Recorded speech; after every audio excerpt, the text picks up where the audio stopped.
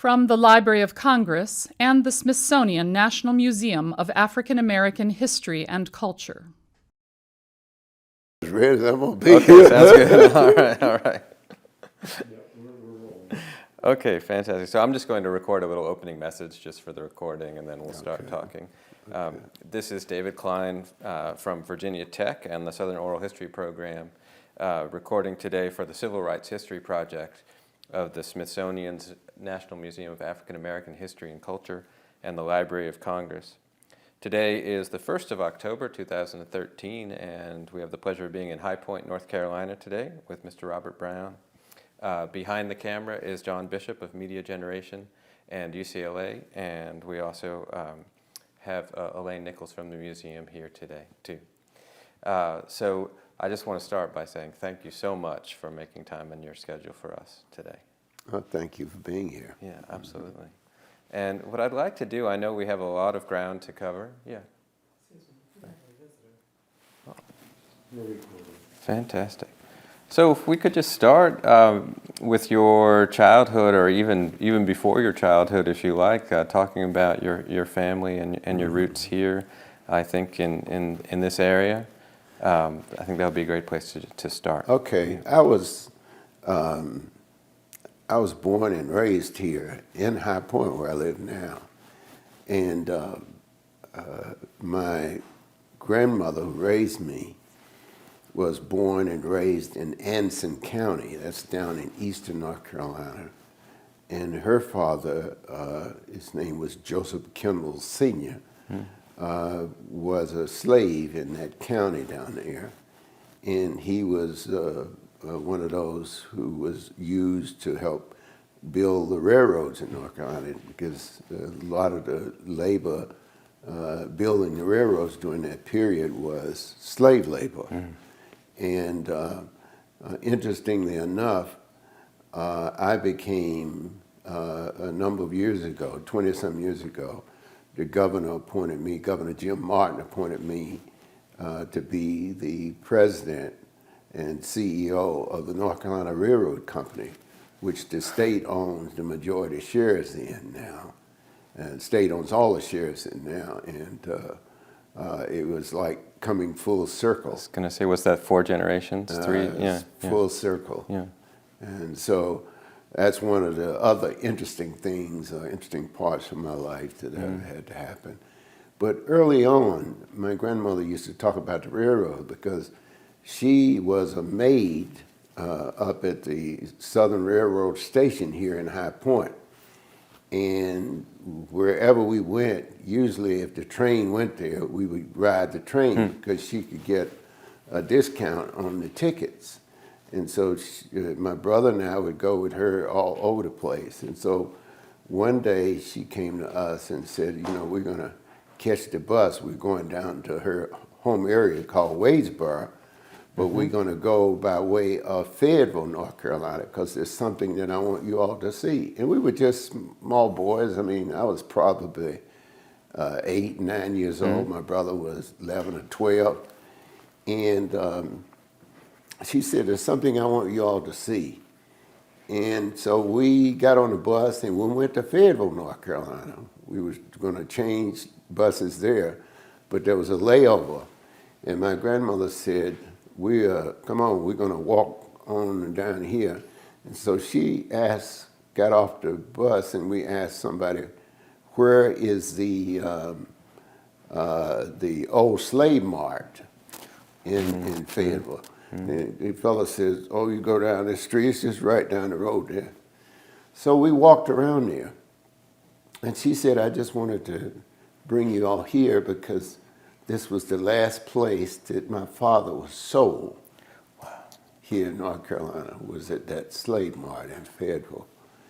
And so it's the kind of thing you never really forget. It's and my grandmother was a sainted woman who believed in God and believed in helping everybody and wanted to do something. And she wanted her people to do something. She wanted me and my brother and her son, my uncle, and my mother, her daughter, to really do some meaningful things. And What did that do for you or to you, seeing that place in Fayetteville? it didn't do as much for me then as it did for me later. And here I am all these years later. I'm 70-some years old. And I was like 8 or 9 then. And I was old enough to understand what it was and so forth. And my brother was too. And the more I grew up and the more I studied, and I became steeped in history. History was my major subject. It was my major in college, in U.S. history in particular.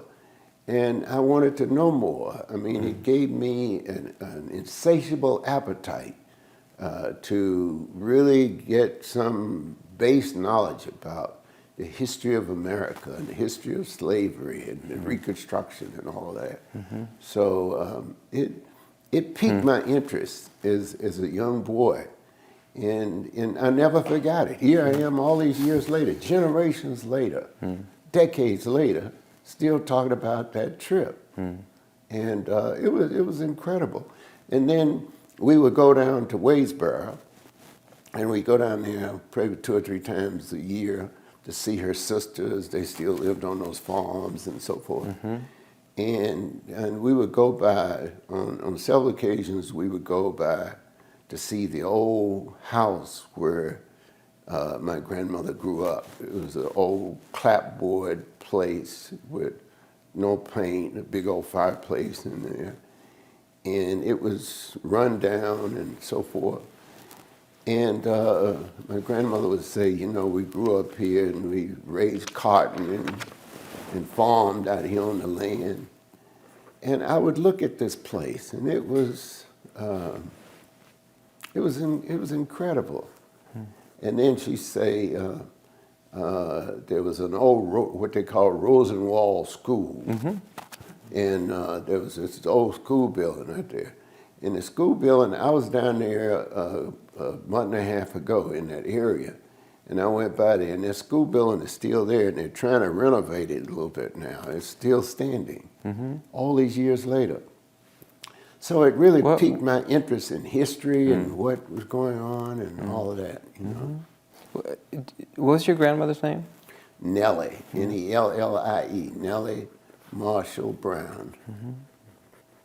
Her maiden name was Kendall, Nellie Kendall. Excuse me a second. Would it? All right, great, great. Thank you. Appreciate it. All right, so maybe we could talk a little bit about just growing up then here in High Point and what that was like and your growing schooling. Up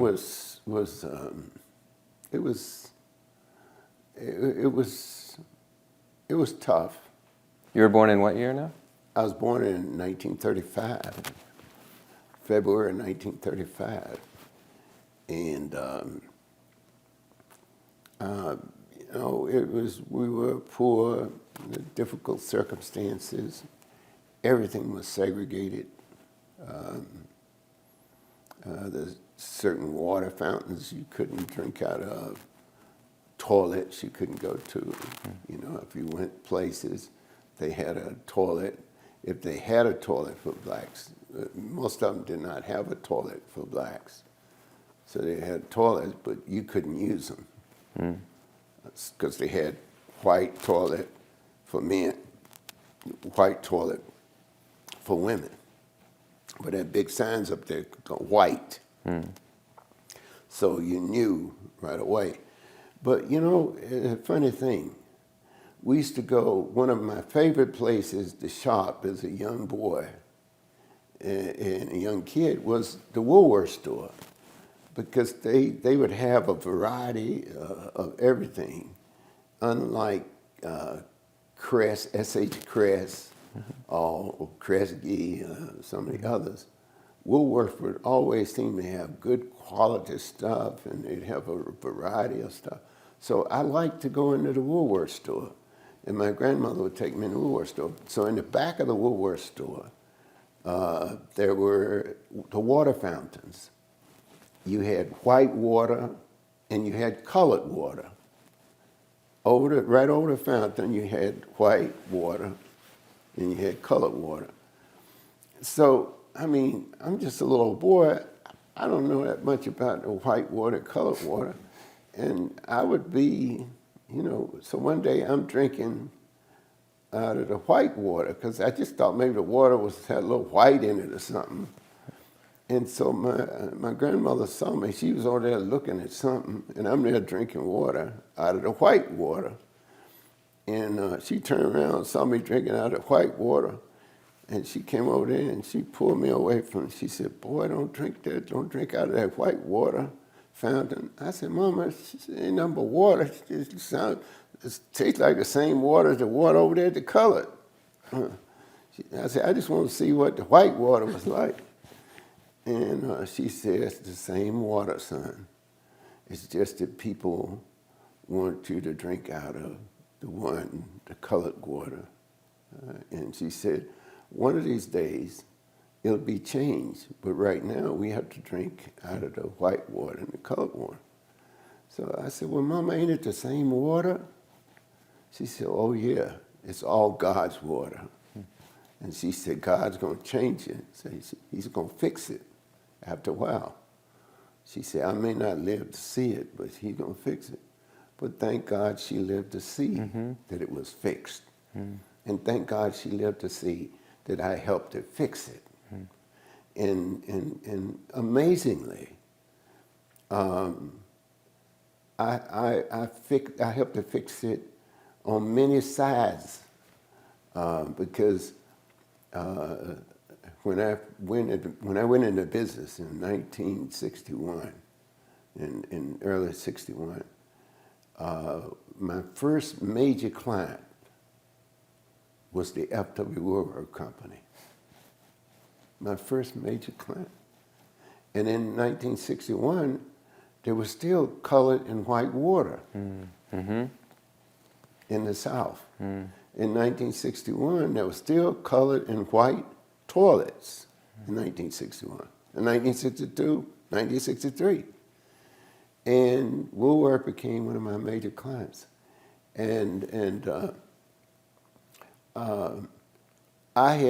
I think they became a major client because I went to them and told them that they needed to change and that there was a change coming and they needed to get with it and have their thing stay in front of it so that they could remain a viable entity in America, indeed in the world, if they wanted to do that.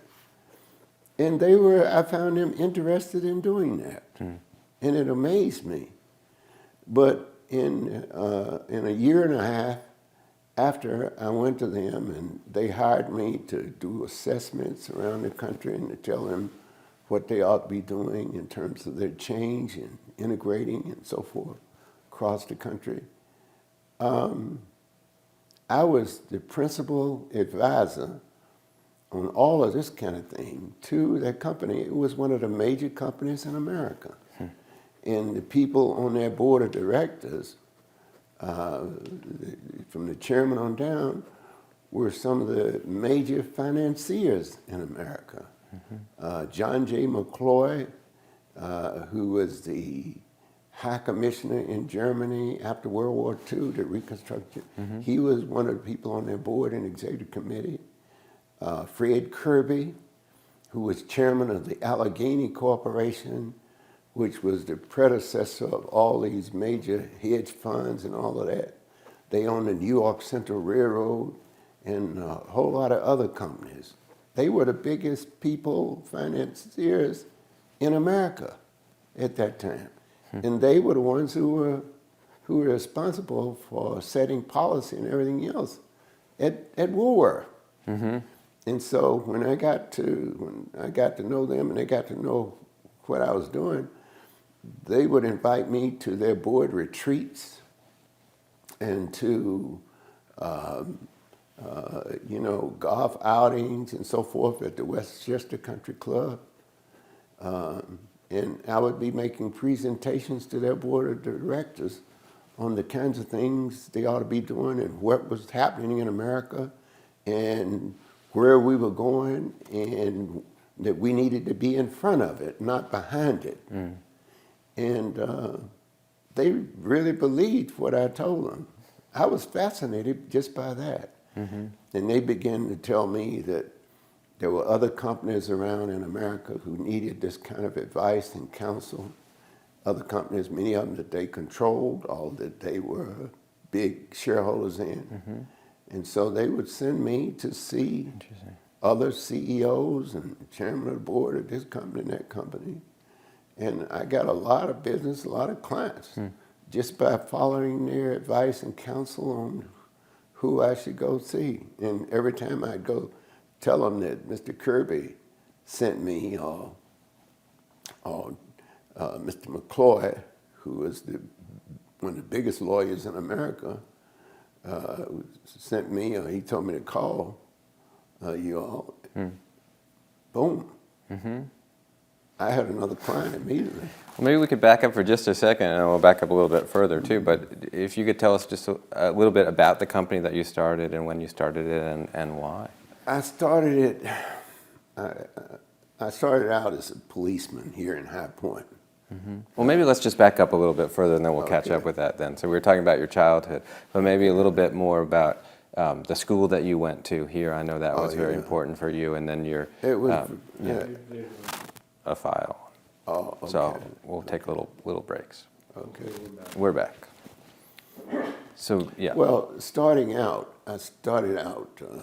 There's a little grade school not too far away from my house called Leonard Street School. I went to the 6th grade there, and in the 7th grade, all the classes for the black schools went to William Penn High School.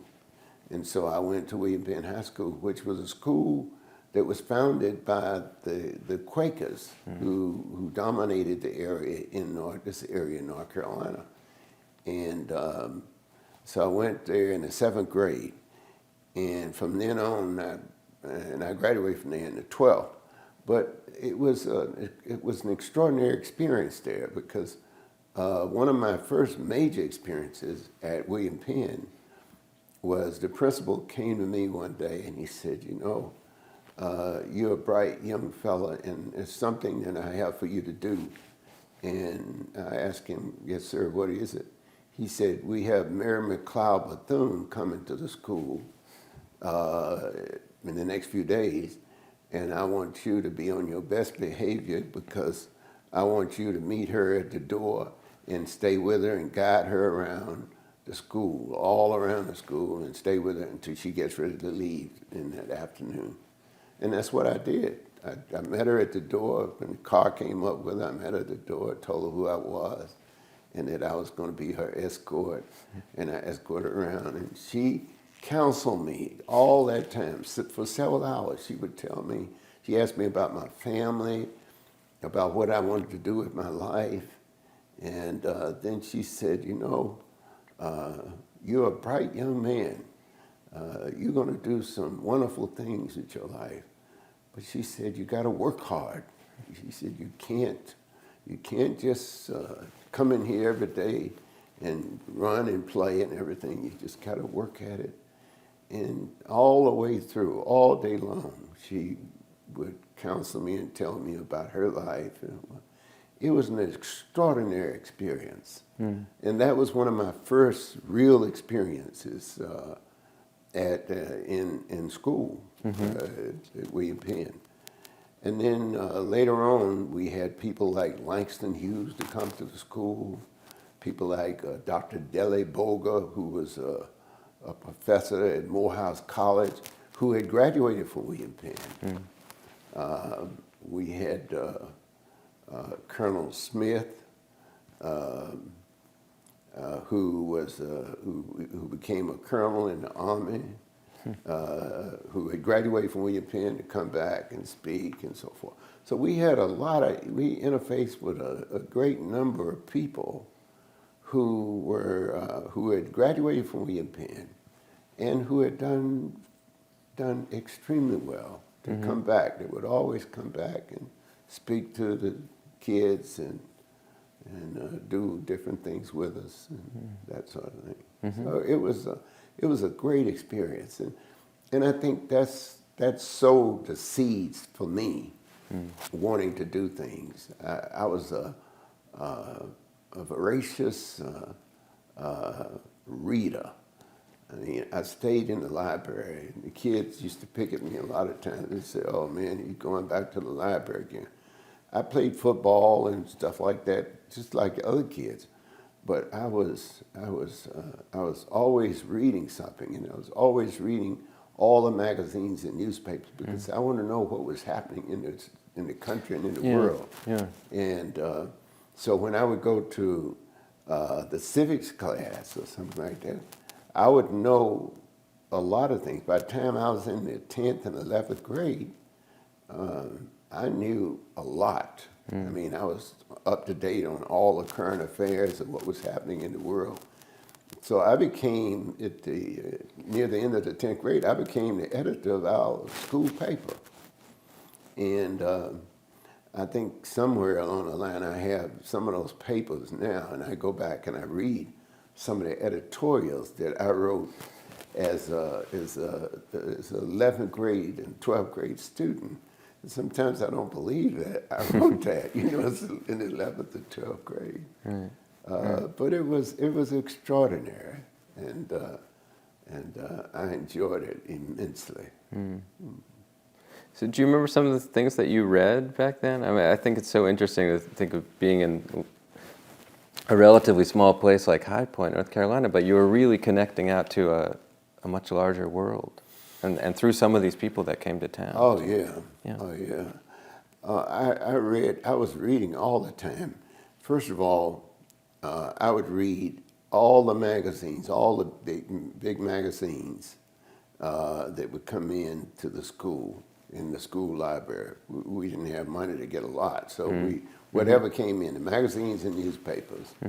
And then from time to time, we'd have the Sunday New York Times in there from time to time. And then we would have many of the local papers in there. And I would go in, because we didn't have money to get those papers and magazines with. So I'd go in there and I'd read everything in there.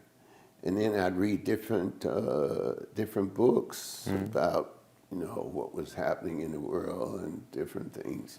So it was, but even more than that, there was a lady who lived across the street from us. Her name was Mrs. Loudon. And she worked for a wealthy white family.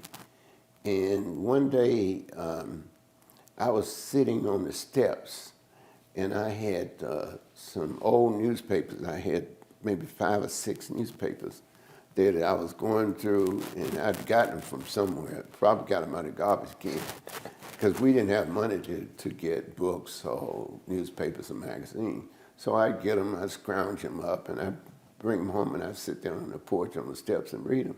So one day I'm reading these newspapers and so forth, and Mrs. Loudon comes home from work, and she sees me out there reading these newspapers, and she stops and she said, "Bobby," she said, "I see you reading a lot. You love to read, don't you?" I said, "Yes, ma'am." She said, "Well, I throw away newspapers and magazines every month up there where I work, and sometimes 2 or 3 times a month."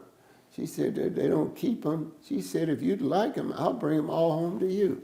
I said, "Oh, yes, ma'am." It's like the Lord himself was speaking to me. So for the next few years, she would, about 2 or 3 times a month, she would bring a big box of newspapers and magazines home. And I mean, it'd be sometimes the New York Times in there, and magazines from New York and different kinds of magazines. And I would go through and I would read every one of them. And so I became, I could go through a box of stuff and magazines, newspapers. And I find myself, all these years later, I still read every day. I I read several newspapers. I probably, in the course of any day, at the end of the day, I probably have read 8, 10, sometimes 12, 15 newspapers from different parts of the country. I subscribe to newspapers from different parts of the country so that I will know what's happening in different places, and I will have some idea so that when I speak to different groups or I'm giving some my thoughts on what's happening in different areas to my clients, then I'm giving it from a factual point of view. I'm not just pulling something out of the wind. And usually when I'm in a meeting, whether it's a board meeting, a major corporation that I might be on the board, or I might be giving a presentation, and they ask me questions, 9 times out of 10, I'm going to know what I'm talking about. It's not going to be some theory or something that I just look up in the air and pull down. I'm going to know what is going on. And that's the way I've been since I was, say, in high school. And I was that way. I've been that way in business. I've been that way at different things, jobs that I've held. When I was at the White House, when I would go in a meeting and I had done not only reading, but I had different people who always sent me different kinds of information on different communities and places in the world of information. And I still have those kind of contacts in Africa and Europe and different places around the world. So when I'm in a board meeting, I've served on the board of directors of some of the largest companies in the world, and still serve on a few. And when something comes up about one thing or another, I usually know something about it. I may not know the in-depth phase of what had happened, but I usually know something about it, and I can tell you sometimes why it happened here because it happened over there, and it made a trail over here, and it's happening there because somebody wanted that deal over here to happen. Right. So you can put the dots together. Right. But the only way you can do that is they have the knowledge base to do that. You can't do that on air, And I found that out a long time ago, back in high school and college. It's interesting that you say that, because I was struck by that just reading about you and your career, that you end up operating, in this national, obviously, and international circles, but so rooted in the local, and you're coming back home to High Point and staying in High Point. So it's interesting for me to hear you say how important it is for you to understand what's happening at a very local level in the places where you work. Yeah, because when I go into a boardroom or when I go to make a presentation to a major group in New York or London or Paris or Rome or Lagos, Nigeria, I know what I'm talking about, And not only have I read, but I've done a lot of background work. And so, and after a while, and having done it for decades, I can watch the trends, and the trends most of the time do not lie. But you got to be able to understand what happened 25 or 30 years ago and how that's coming back into the groove at this point, and have some idea of what's going to happen as a direct result of that.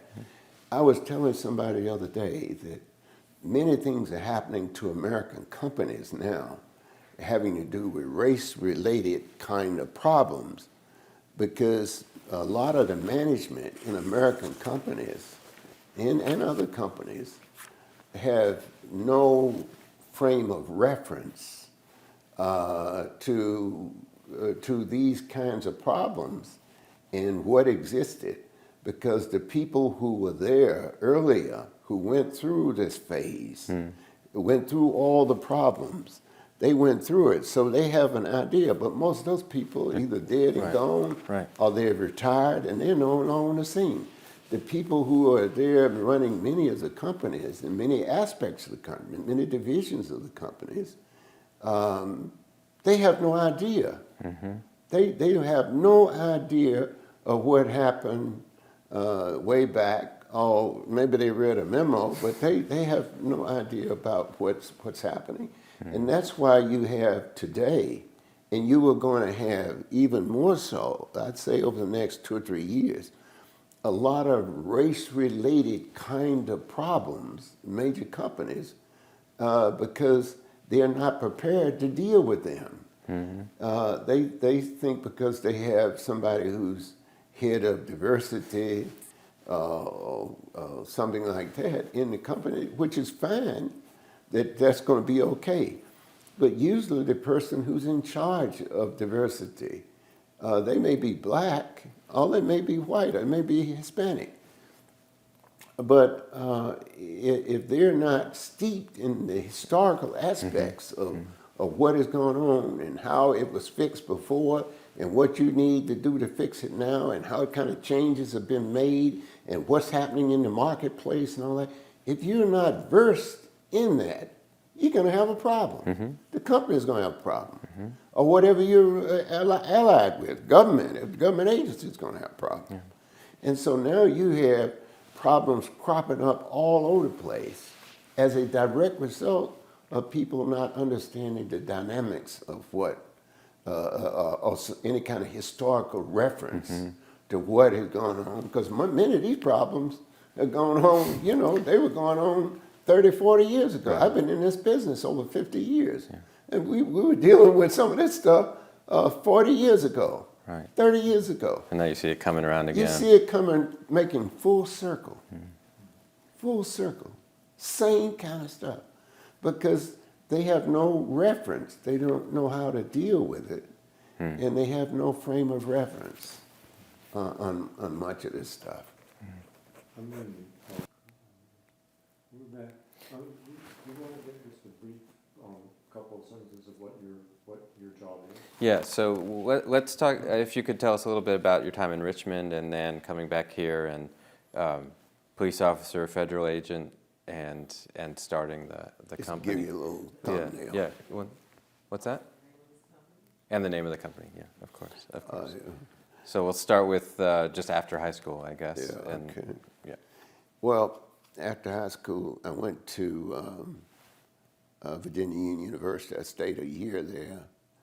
And then my grandparents who raised me got ill. I came back home and enrolled at North Carolina A&T State University. Spent a year there, and close to the end of that school year, I went to take a police examination because I thought it was directly related to a class in sociology that I was taking under Dr. Robertson, who was the dean of the School of Social Work. And it was. I made an A in the course. I took the police exam and helped me generate some thoughts on what ought to be done. And about 2 weeks after I took that exam, which was about the end of the school year, I had a meeting. The captain of police detectives came to my house, and he saw my grandmother, and I hadn't come home from school. The school was about out, and I hadn't come home from school that afternoon. So when I got home from Greensboro, my grandmother said to me, Captain Johnson from the police station has been here looking for you. And I asked him, was there anything wrong? And he said, oh, no, we just want to talk to him. And so my grandmother she was shaking. She was Yeah, she probably didn't believe nothing was wrong. Back then, policemen police captains come, detectives come to your house, man. It's not a good thing. Something else. That's not a good thing. So she said, well, he said he wants you to call him as soon as you get in. So I went out and called him, and I had to go across the street because we didn't have a telephone. And I went across the street in Miss Dunlap's house and called him. And he said, Robert, you're home? I said, yes, sir. He said, well, we want to come down and see you. He said, we just want to chat with you for a few minutes. I said, yes, sir, well, I'll be here. He said, well, we're going to get in the car now and come on down there. So police station wasn't that far away. It's downtown, which was about maybe 10 minutes, 15 minutes away. So he came down, and I decided I'd stand out there on the porch so that my grandfather were in the house, so I had to wait on him. So I stood out there, and they drove up, he and another police detective. Got out the car, came up on the porch, and he introduced himself. He said, I'm Captain Johnson from the police department. And he said, we just want to talk to you for a few minutes. And I said, yes, sir, what can I do for you?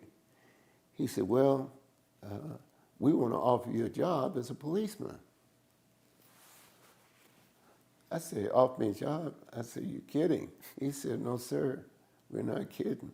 He said, you took the police examination and a couple of weeks ago, and you made the highest mark that anybody ever made on the police examination.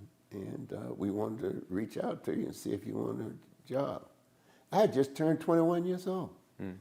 And I said, well, let me think about it. I'll let you know in the next day or two. He said, okay, well, here's my card and my phone number's on there. You call me. And so I went back in the house, and my grandmother, well, she was so nervous, my grandfather said, they said, what do they want? You're not in any trouble, are you, Bobby? I said, no, ma'am. So I said, they wanted to offer me a job as a policeman. And my grandmother said, oh, you can't take a job as a policeman. You're in college. You got to go ahead and finish college. And both of them were ill, and, you know, money was almost non-existent. And I said, Mama, I said, I don't know. Let me think about it. And so school was about out, so I went to school the next morning. And I thought about it all of that day. And I came back home that afternoon. And I went in and talked to my grandmother and grandfather. I told them, I said, I think I'll take this job for a year or two. And then I'll go back to school. And maybe I can go to school at night, take some night classes. And so they went along with me. They said, you know. So I took the job. I stayed on the job for a couple of years. Were there many black police officers in High Point then? I think there were maybe four or five. There were two black detectives and I think 2 or 3 officers. And but I took the job. How were things in the police department then, in terms of race relations? They were fair. They weren't the best, but they were fair. You know, blacks were supposed to be patrolling black areas and all that, and weren't supposed to arrest any white people. I mean, none of this was written down now. And of course, you know, I got right in the mix because I hadn't been there for about 6 months. And one day, my partner and I, who was a black guy, we got a call. There was a call on the radio. I mean, radio goes out to everybody, all cars. There's a white male loose down off of Algo Street, and he's running, and all cars converge on that area, and we need to get him in tow and so forth. Anyway, we went down there, and I grew up in that area. That was the area I grew up in, so I knew all of the branches and where you could hide and couldn't hide. So I told my partner, he drove around, I told him where to let me off. He let me out, and I told him to drive around and wait at the other end of the branch over there. I said the only place that he can run and not expected to be caught is in that branch, because everywhere else, everybody's going to see him. And sure enough, that's what this guy did. He jumped in that branch and was running up the branch. And so as soon as I got out of the car, my guy drove off, I see this white guy running up through that branch. I mean, he was trucking up through that branch. So I jumped down in the branch, and I said, hey, stop. I said, you're under arrest. And he said, nigger boy, get out of my way. You better get out of my way. You're talking about you can't arrest me? No way. I said, I can't. So I took my blackjack out and I hit him with it, bam, you know, and I drug him out of there. I said, come on, get up. And I drug him out of the branch because, you know, I'd have figured anything could happen down in the branch and they wouldn't even find me or him till he's way away. So I hit him a couple of times and drug him out of the branch. He said, you better not hit me no more with that blackjack. And I hit him again. So I said, you better get up and walk, 'cause I'm going to do more than hit you. I'm going to take my pistol out and shoot you. So he got up. We got him up out of the branch. And as soon as we got up out of the branch, they were the police cars. I hadn't showed up on the other end, so they came back. All the cars converged. My partner and the white guys were there. And they took him, they came down there and took him, and they beat him up a little bit too, and they threw him in the car. And so I had to go up there and sign a warrant against him at the police station.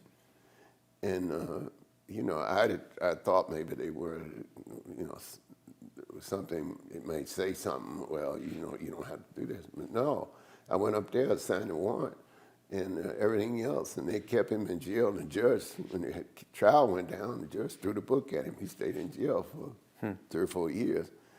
And, but up until that time, I don't think there had been any kind of interfacing like that between white and black. But nobody said anything.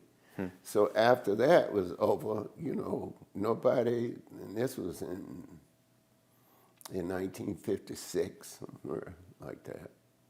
And after that was over, nobody thought anything else about it. And nobody ever said you couldn't arrest a white. You know, it was never a written thing. But it just sort of, you know, under the current, you know, arrest white people. But then you saw that change. I saw that change because I arrested several more white people. I know there was a white guy on Washington Street in a black area, and I was down there one day just walking the street. And he was down there drunk and raised in particular hell on the street. And so I saw all of the blacks looking at the barbershop doors and everything, you know, and they were wondering what I was going to do because I'm there, you know, I'm just patrolling on foot that day. And so I'm walking down the street, and this guy's kind of woozy, he about half juiced, and he's walking down the street cursing and raising saying. And then he saw me, he looked up and he saw me, and he called me a nigger, you know, and stuff. So I said, okay. So I crossed the street over there where he was, and I said, you're under arrest. And he says, oh, he called me a nigger again. You can't arrest me, you better get out of my way. So I took my blackjack out and hit him one time as hard as I could hit him.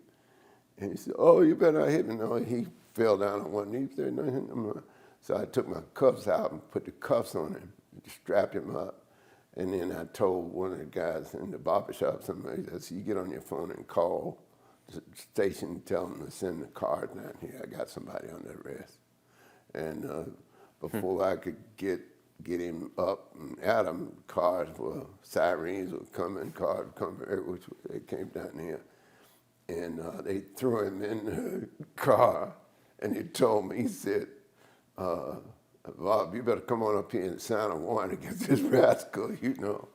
And I think they probably beat him up a little bit on the way up there, you know, because he was down there. So, you know, it was that kind of a situation, you know. So it was an interesting, that was an interesting part of my life. And then I got a job as a federal agent.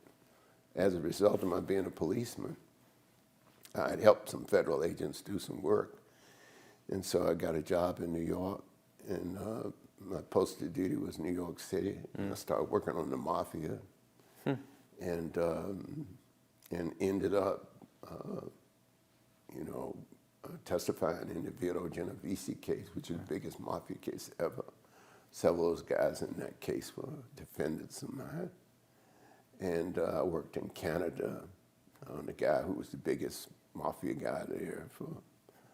I worked up there, and I worked in Pennsylvania and in New York, all over New York. And I made a lot of cases, some of the biggest cases ever in the Bureau. And then after about 3 years, I decided I didn't want to do that anymore. I wanted to go into the public relations business. I'd read about public relations, and it's something I wanted to do. And so I read more books and so forth. So one day I came home and told my wife, I want to go into the public relations business. And she said, oh, Robert, you don't know anything about public relations. All you know about is what you read in those books you've been reading. I said, yeah, but I know enough to know that this is what I want to do with my life. 4 or 5 months later, I resigned my job, and we packed up and came back to North Carolina. And my district supervisor at the time in New York, he said, you've been a great agent.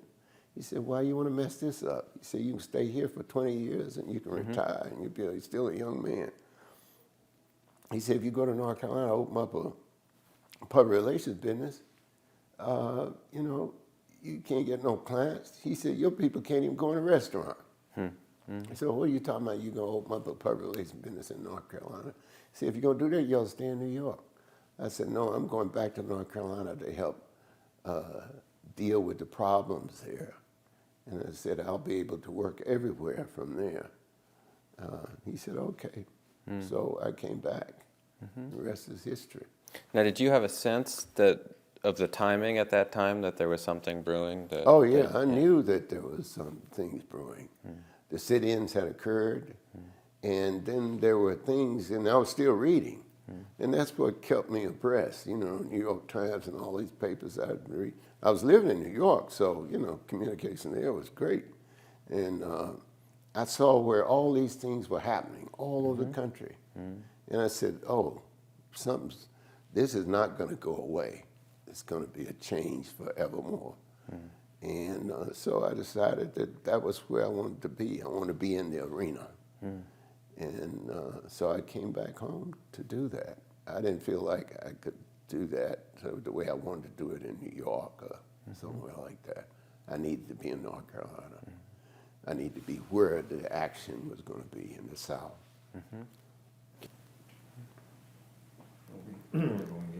Okay, great.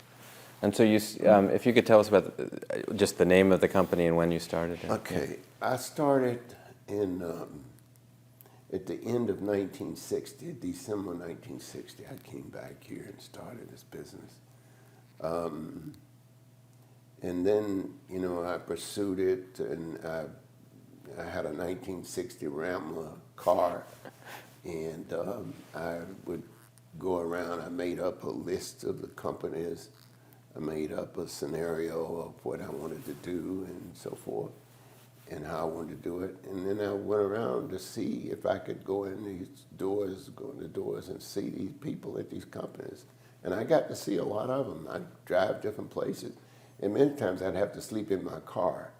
If it was in the South, I'd sleep in my car because I couldn't get a hotel. And if I was in the North, many times, if I was driving to New York or somewhere else, many times I wouldn't have the money. I'd have to have the money to save money for my gas. And so I'd sleep in my car, go to the Y and have a shower and shave and change clothes. And I'd keep a nice pressed suit and shirt and tie. And they wouldn't know whether I came out of the Waldorf Astoria or whether I came out of the back of my car. So I would do that, and that's the way I pursued it. And I pursued it with some vigor and kept doing it. And the company name? Sorry. The name of my company is B&C Associates. When I started out, I had a friend of mine who had just come back from the service. He'd been in service, and he stayed with me. His name was Campbell, and he stayed with me for about 3 months.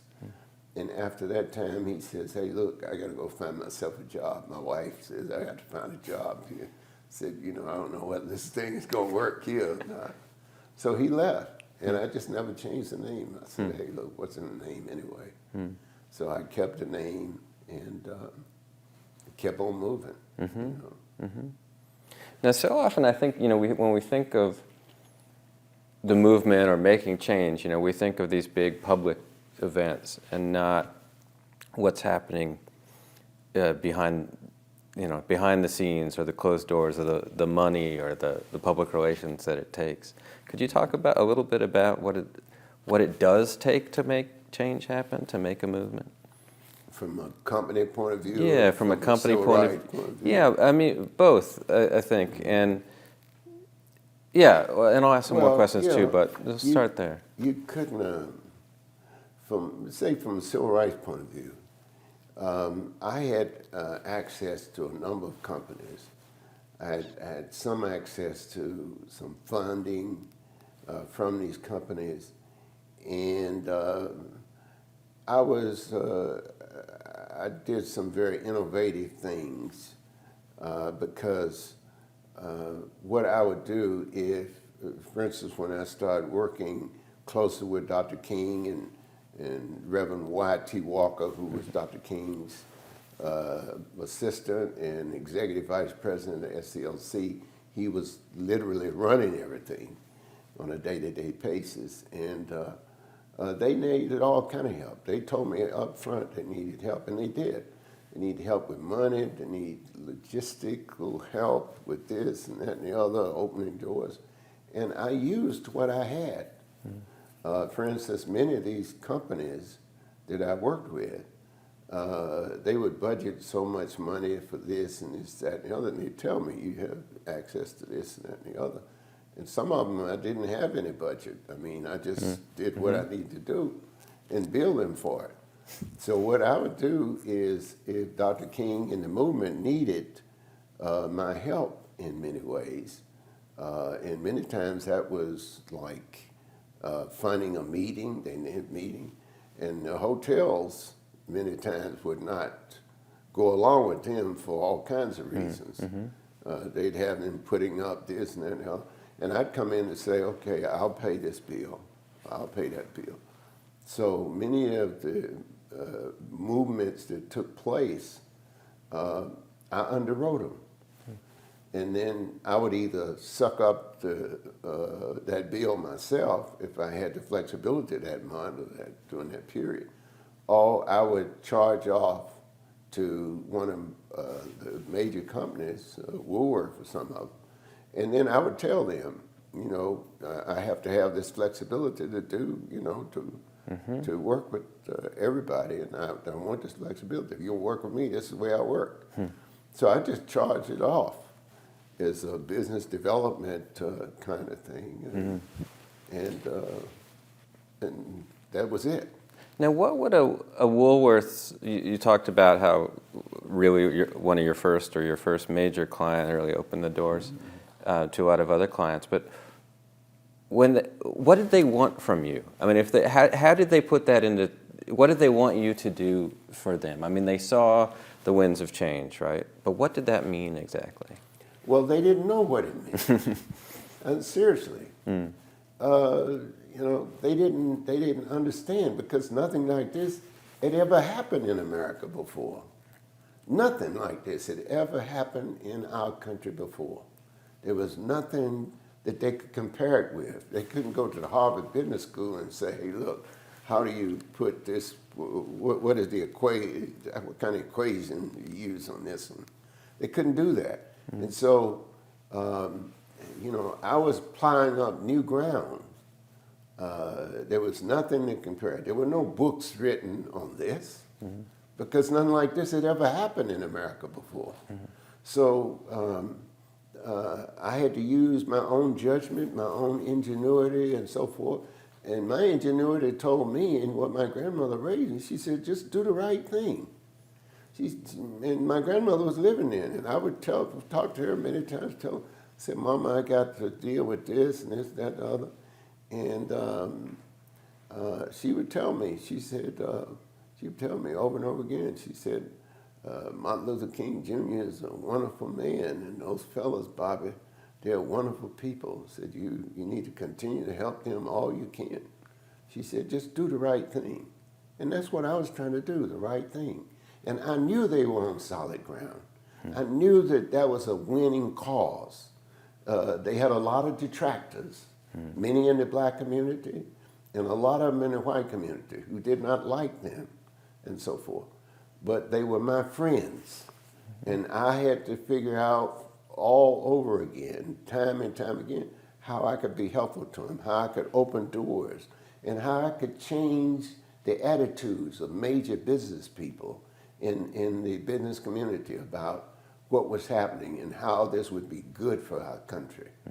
And I've made speeches to different groups, different heads of companies who would be meeting at the Westchester Country Club or at other places around the country, the different countries, companies, on race relations, on what do you do in a crisis situation and how you should handle it, and how to deal with change and all that. I mean, there was nothing, these were all new things in America that had never happened in America before. Never. You know, I mean, you know, since slavery was one thing, but then the 60s comes, and between the 60s and between the 1960s and the 1860s, you know, you had Reconstruction and you had this and that other, and part of slavery and this, but there was nothing that they could compare themselves with that would prepare them for this, for what was happening at that time. So all this was new ground. Right. Now, did you have to sell them on the power of the black consumer dollar? Oh yeah, that was a constant sell. And many times that would be the only argument that I would have because I would do research, and then I hired some professors at A&T. There was a man, his name was Dr. Sidney Evans, who was an economist at A&T. He became one of my principal consultants. He was consulting with me for 25 years. And he knew a lot about, there were other men like Sidney who I hired to work with me, who wrote papers and did all kind of things to say to the business community, here's what the black market is. Here's what you're dealing with. And here's the power in it, not just from the standpoint of economic power, but power of the black church, power of the black schools, all kinds of latent power within the black community that was going to come and rise up, and you had to deal with this. And that was what I was selling. I was selling that, hey, look, this is coming. Whether you want it, whether you like it or dislike it, makes no difference. For the good of your company and for the good of America, you have to be in front of this. You have to deal with this. You have to make a way. Because, see, companies like Woolworth, they didn't even have a black secretary in the Woolworth headquarters building. But they had stores all over the black community in Chicago, New York. They had Woolworth stores everywhere. In California, in Watts, and everywhere. They had Woolworth stores everywhere. And they had black assistant managers many times in black areas, but very few, if any, almost no black managers of the stores in black communities. So I told them, we got to dispense with this. We got to go find us some black managers. We got to train them. We got to bring them in. We got to put people on the board of directors of the company, black people. You know, you got to put people in the executive office of the company. You got to have black buyers and all that. We did all of that at the Woolworth Company. And because we did it there and they were the biggest, the others kind of took on, they didn't have too much of a choice. Because many of these guys who were on the board, they were the most powerful businessmen in America. So if they, you know how a business is, you see one doing it, and the others almost going to fall in place. And they saw what was happening to a lot of them who didn't fall in place. You know, there were boycotts, there were demonstrations, there were all kinds of things. Because Woolworth was hit very hard. And you know, the strange thing about the whole Woolworth thing is that we started working with them in 1961, probably about July, August 1961. 4 or 5 years after we started working with them. And they were supposed to be, in terms of the black community, in terms of companies, the devil reincarnated. And but about 5 years later, Woolworth got 2 or 3 awards for being one of the leading companies in terms of civil rights, in terms of integration and all that, because we integrated the executive office, we integrated the board. You know, we integrated, you look at Woolworth stores around the country, we integrated that. We even had, there was a huge Woolworth store in Harlem that was owned by blacks. We changed the ownership. They had the store, when it was burned out from the riots and stuff, we had the store turn around and we put it in a limited corporation where the store and the building were owned by blacks. It was a sale-leaseback deal where Woolworth took a long-term lease. And the land and everything was owned by black people. We did that in several communities all across the country. And now, you know, it seems like we've gone backwards because you're doing very little of that now. With black people, you know, other people are still doing all that sale-leaseback deals and this, that, and that. But you don't have a lot of black people involved. We started this off way back. So Woolworths knew, or I guess I should put this in the form of a question. So did Woolworths know that they really had a problem on their hands? Just the fact that their name became sort of synonymous with the pickets. Oh yeah. And that they had to turn that around in some way. I think they understood. They understood. There were some people who didn't want to deal with it, I think, but they understood. What kinds of resistance did you meet when you took on these projects for the big corporations? I met with resistance, all kinds of resistance. I met with resistance in the black community. I met with resistance in the white community. For instance, in Birmingham, many of the guys when Dr. King was trying to get the stores down there to integrate and so forth. Well, I was working through Woolworth and some other companies because Woolworth's biggest. Woolworth says, yeah, they'll do it. But the rest of them did not want to integrate their lunch counters. They didn't want to integrate their lunching rooms and that kind of stuff. The big department stores, they didn't want to hire no blacks and this, that, and the other. Right. So Woolworth was the big daddy in the National Retail Association at the time, and that was the big daddy of all of them. They all were members of that.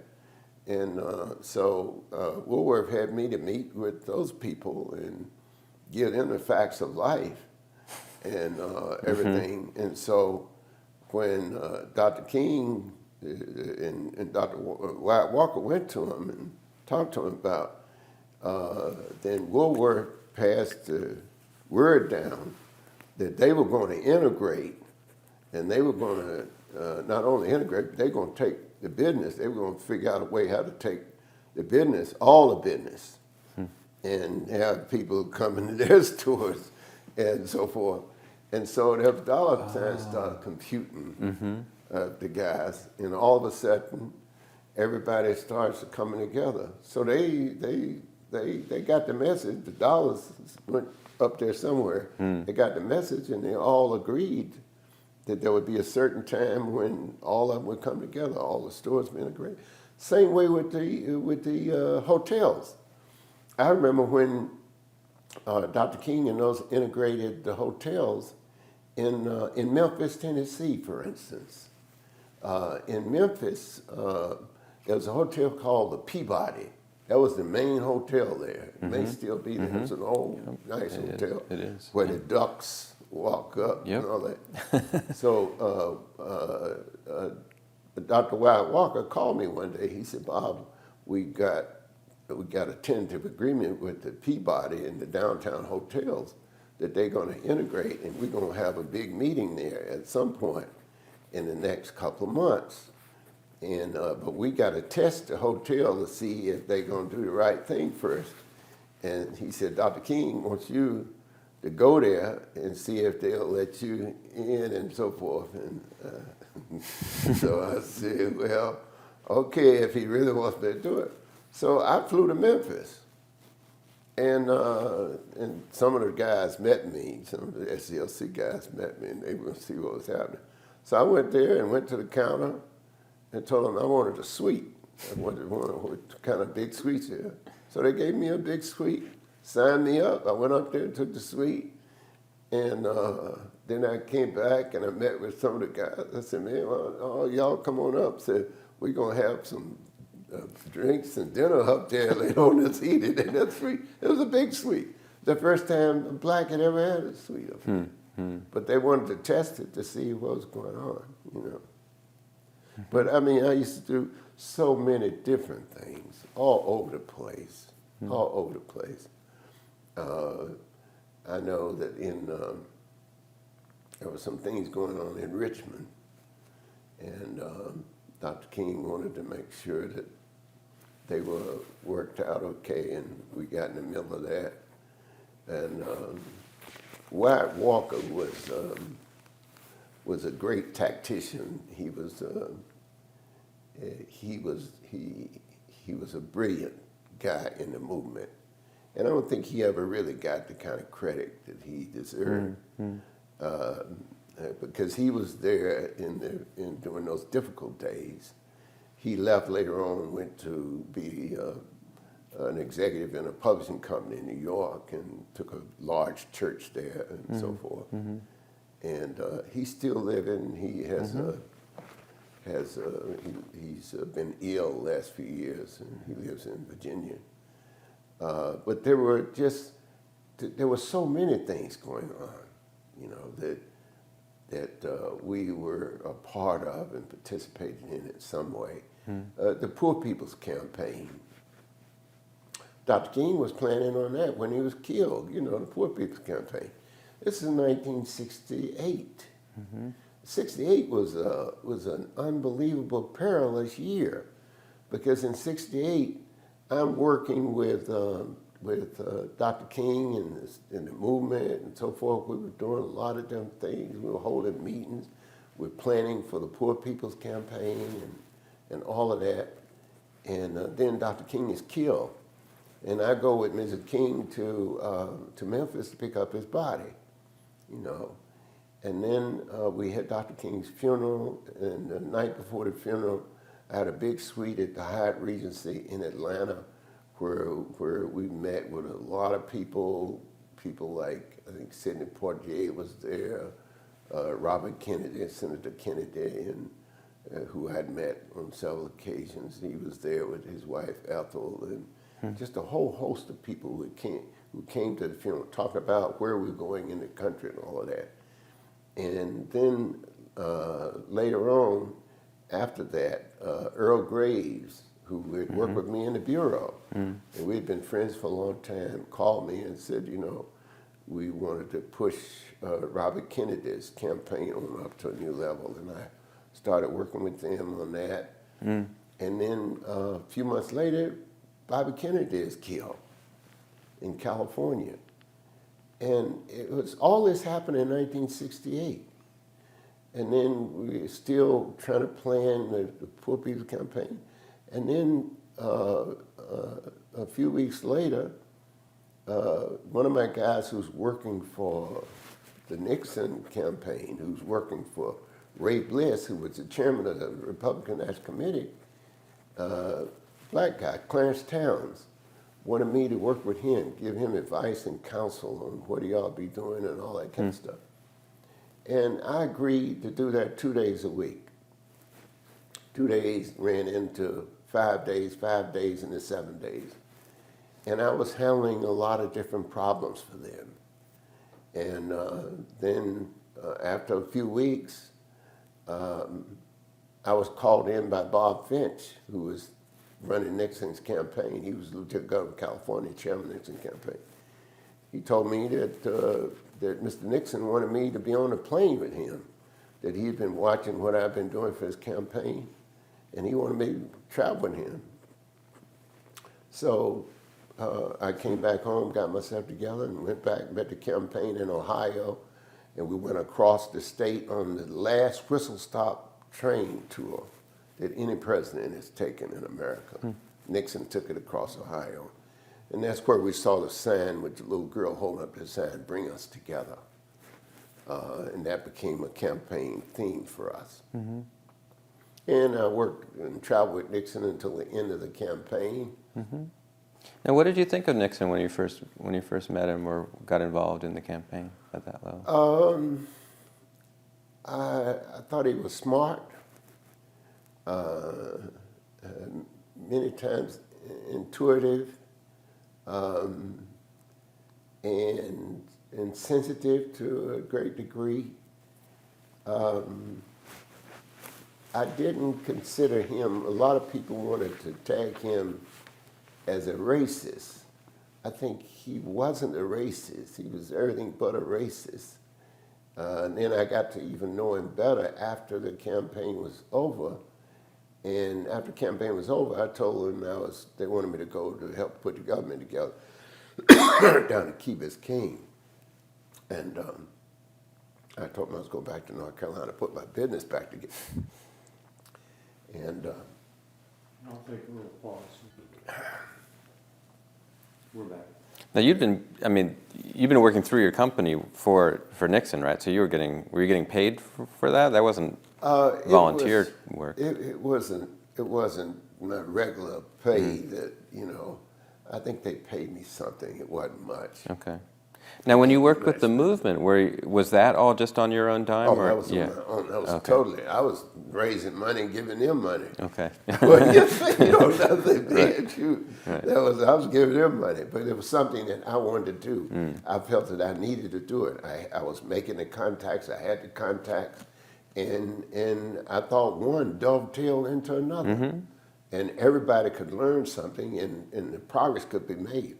Now, did King first reach out to you, or how did you make that connection with the with King and some of the other movement leaders? I was having lunch in Atlanta with a friend of mine, Stan Scott, who ran the Atlanta Daily World, black newspaper. And he introduced me to Reverend Wyatt T. Walker, who was Dr. King's right-hand man.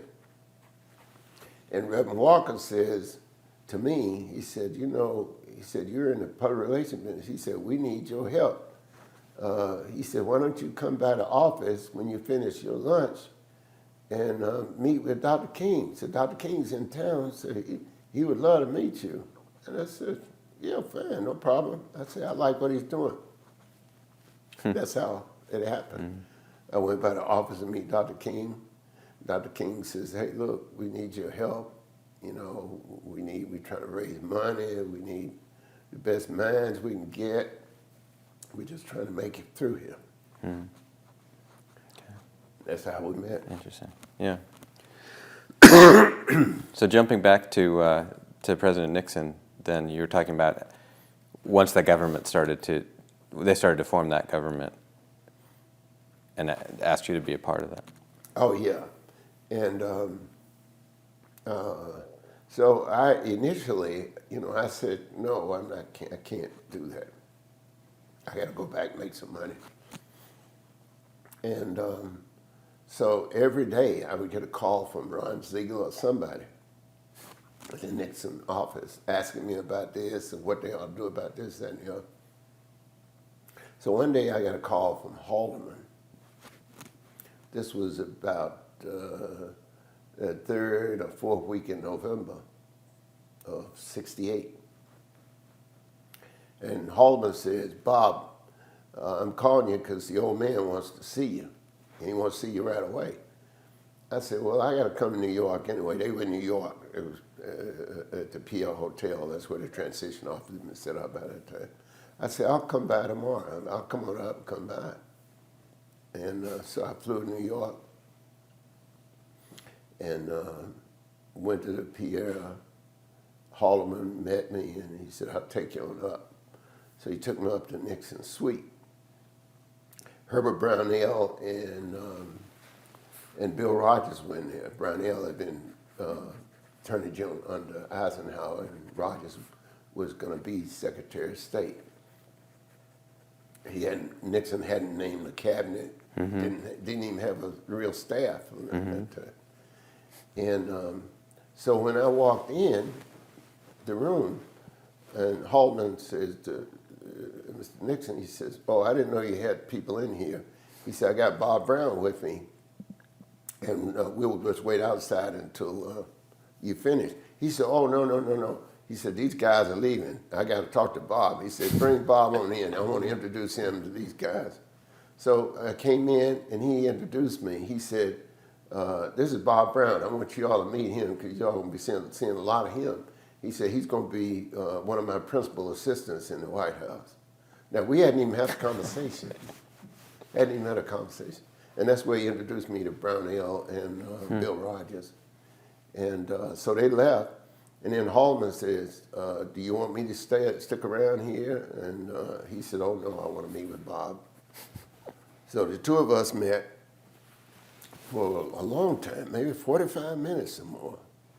And a lot of the time he's telling me about different things, about the blacks that he knew. And he started telling me about this story about E. Frederick Marr, who was in the White House when he was vice president. And he said, "Bob, you know, I know you probably heard, or might know E. Frederick Marr." He said, "Fred Marr was a top grade guy. He was brilliant, smart." He said, "But they had him sitting as the black sitting beside the door." He said, "They didn't give him any real responsibility." He said that was wrong. He was a brilliant man. He said he was probably smarter than any of the guys that Eisenhower had around him. And he said they just didn't give him a break. He said, "But you don't have to worry about that. You have total access to me." And he says, "In Washington, access is everything. It's everything." And he said, "If you got my confidence and my access," he said, "that's all you need." He said, "Don't make no difference what your title is. If you got access, you got it all." And I found out he was right, and he never changed that. The whole time I was at the White House for 4 years and 3 months. And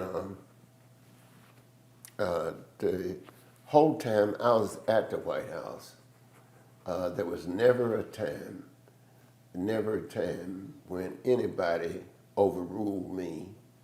I mean, there were times when people tried about anything that I did there, including the president. And there were some very sticky situations. There was one of them where one of the big associations who had given the president a lot of money in his campaign,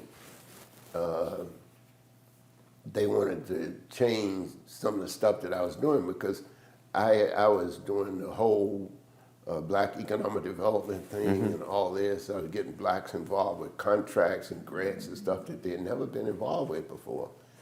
And that was stuff that they had control over. Took all these contracts, and they thought I was treading on their ground. And they asked Haldeman, they told Haldeman they wanted to see the president talk to him about firing me. Because Haldeman came and told me, he says, "You know, these guys," he said, "you better tread lightly or whatever." And I said, "I'm just doing what I think the president wants me to do." So Haldeman says, "I got to go tell the president what they want." I said, "Well, tell him, no problem." So he went, told the president what they wanted, and Haldeman calls me back. He said, "Bob," he said, "the president wants you to see them." He said, "But the president said he's not going to see them. They have to come and see you." They have to make peace. And these are guys who are giving him a lot of money. And they came to see me. And I told them, I said, "Hey, look, we want to work this out. But it's not going to be the same thing as it's always been." I said, "We're going to include some minorities, some women in this deal, these deals here now." I said, "You all had it all. But we can't do that. This is a different kind of America that we're going to be running here right now." And the president backed me up. And you know, those guys became friends. I mean, you know, because I was going to take more than I took, you know. Right. Now, did the president give you a brief as to what exactly he wanted Oh, yeah. to see? He talked about, he told me in that initial meeting up there in the PR Hotel, he said, look, you know, I've talked about, in the campaign, he talked about black capitalism. He said, you know, I made a speech about blacks being in business and doing this and that and the other. He said, but I don't really, he said, you know more about this kind of thing than I do. He said, you've worked with Dr. Martin Luther King Jr., you've worked with civil rights, you've traveled all over the country with different black groups and worked with the church groups and the school. He said, you need to handle this. He said, I'm looking to you to deal with this. And he said something else that was very important to me. He said, whenever we have a cabinet meeting, he said, you will be at all the cabinet meetings. He said, you'll meet every time the cabinet meets, you will meet. He said, Rosemary will have you. He said, there'll probably be 5 or 6 senior staff in the cabinet meetings. Every cabinet meeting was held. If I was in town, even if I was out of town and could be back there by the time I was in the cabinet meetings, all of them. Amazing. I had a chair with my name on it. Now, was your title was Special assistant to the president. Okay. And then I not only I have a chair, but back then you could do some other things. I brought my chair home. My chair is in my office down the road over there with my name on the back of it. Let's take a break. We'll take a little break. Sounds like right. Okay, start again. How did you end up going to South Africa in the first place? Tell us this story. Well, I went to South Africa. I had gone there on a couple other occasions with Ambassador Doug Holliday, who was a special ambassador to South Africa. I'd also gone there to take about about 20 black college presidents to South Africa who wanted to go. And the South African government gave us visas to get on in it because it was hard to get a visa. So then Mrs. King called me one day and she said, Bob, she was a very close friend. So she said, Bob, I want to go to South Africa. And you know all those people over there, and because we can't get a visa. She said, my people are trying to get a visa. So I'll call Pete Kornoff, who was the ambassador from South Africa to the United States. And I had met Pete at a prayer breakfast in Washington. And he considered himself a strong, devout Christian and so forth. So I told him I wanted to see him. He said, okay, you come and have lunch with me, Bob. I said, okay.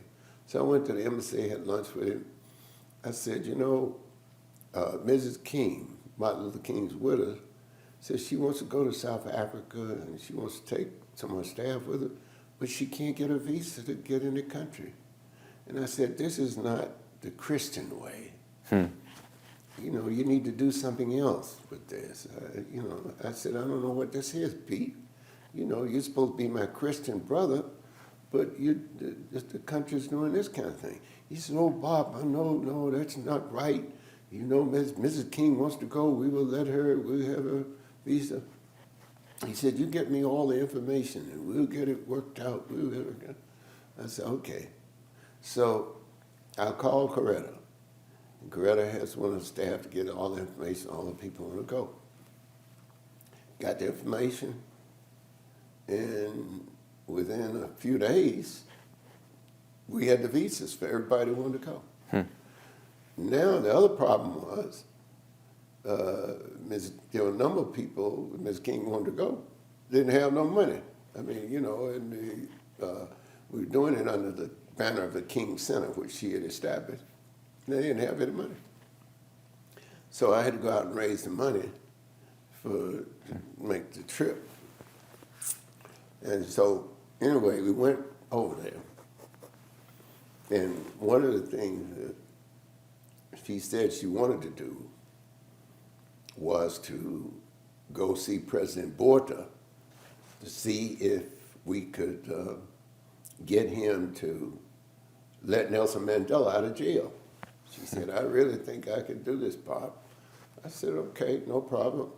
This is what year is this, approximately? This was about 1986, maybe. Okay, so, Like yeah.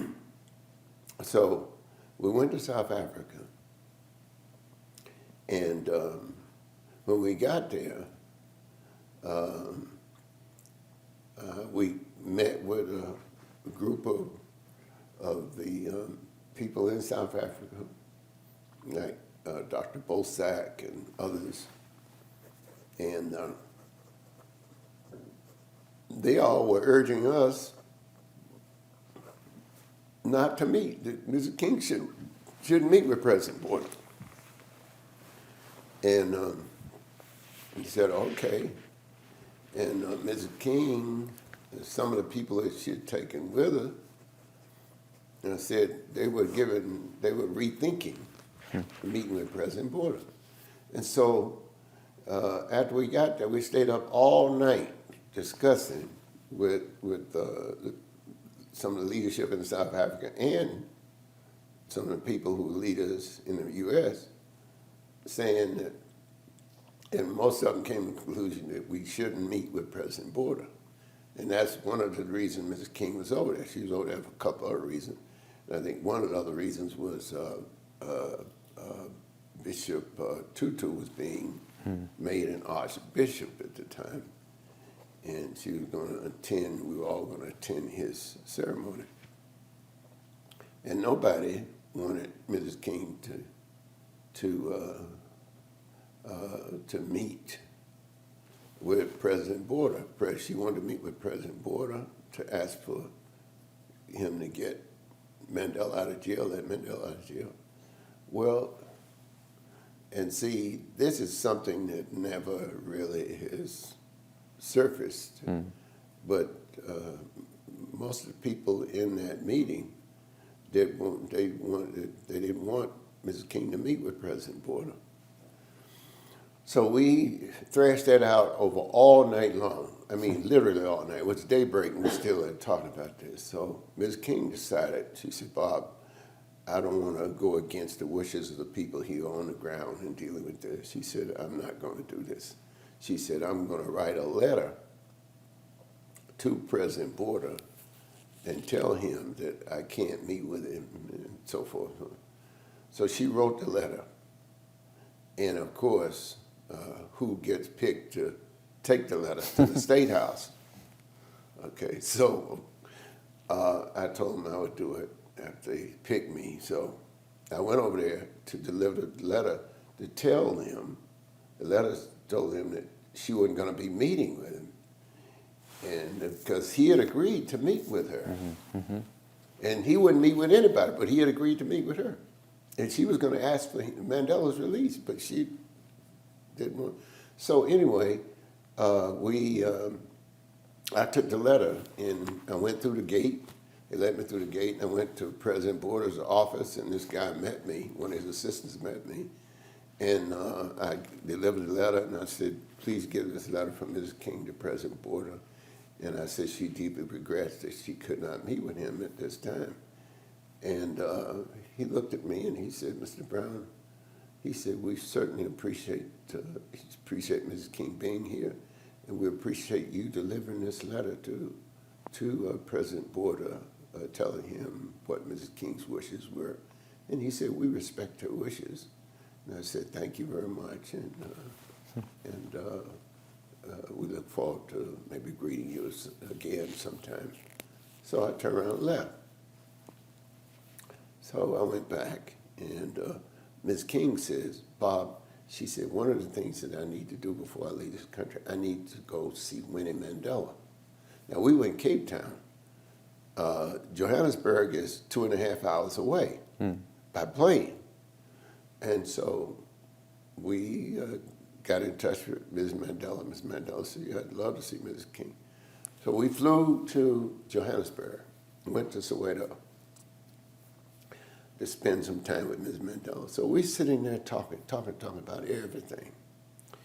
And so Mrs. King asked Mrs. Mandela, what would be most important to you and Mr. Mandela for us that we could do for you all now? Mm-hmm. And Ms. Mandela was loud and clear. She said, the thing that Nelson and I want most is for our children to be able to go back to America and go to school. She said there have been a number of people over here who promised that, but nobody has ever delivered. So, you know, people promise in America and you never hear from them anymore. That's what Mrs. Mandela told Ms. King. So Mrs. King looked at me and she says, Bob, is this something that we can do? I knew what she meant, you know, it's something that I could do. So I told Ms. Mandela, I told Ms. King, I said, yes, I think we can do it. And I said, but what I need is I need a letter from Mrs. Mandela to me personally, asking me to do this. And then I'll set it into motion. And sure enough, about 2 or 3 weeks later, I get a letter from Mrs. Mandela asking me to do this. And so I set it into motion. I called President of Boston University, who was a close friend, and I was on that board. I'm still on that board of trustees of the university. And he agreed to take care of the tuition and so forth, but I would have to take care of all the other expenses, getting them over here, a house, a van, because they had Mandela's 3 grandchildren at the time. It was 4 because she had another child. I think she got here. And they lived here 7 years. 7 years.